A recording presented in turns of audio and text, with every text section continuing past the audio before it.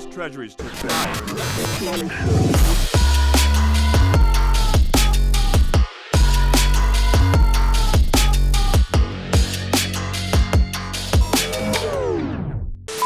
Listen up, Rebels. Rebel Leader here, and today we're gonna do another Friday debrief.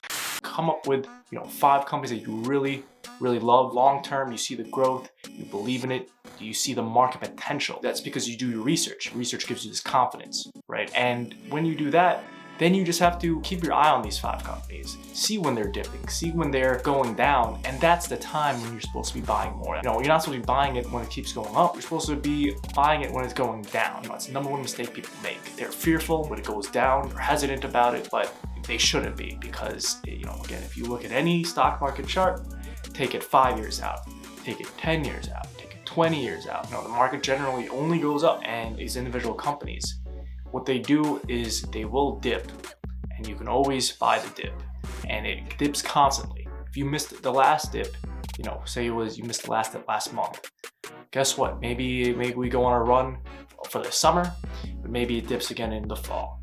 Why don't you buy again in the fall before it hits its new highs in the winter or next summer? You kind of have to play this game, not really predicting the market. You have to play the game of training yourself to understanding the cycle, the cyclical nature of these stocks, and when is the best price point to get it at. It's really going to be on any dip, and it's going to keep running up, dip down, and when I say cycles, it doesn't go up and down in a perfect pattern that you can just sell at the top and buy the bottom. I'm saying it's going to go up, and then maybe it'll dip slightly down.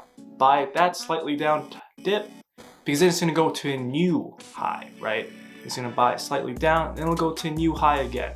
That's kind of how any stock chart works. And again, you can just look at the history of so you can just do a Google search really on any single stock, see 1 year out, 2 years out, 5 years out, 20 years out, and that's kind of how it always works. So in short, buy the dip. If anything, these stocks have really proven it. These are great opportunities to buy in. Again, Lemonade is a great company right now. If you wanted to just take a ride with GME, buy some GME. If you wanted to take the ride with NIO because you really see the future of electric vehicles, these are all great entry points. But again, I've been saying, these were great entry points 6 months ago.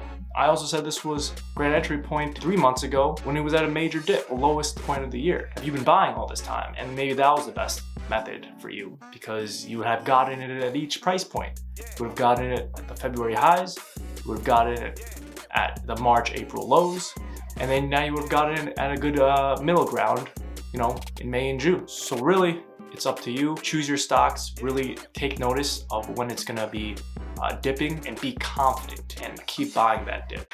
Rebel Leader, over and out.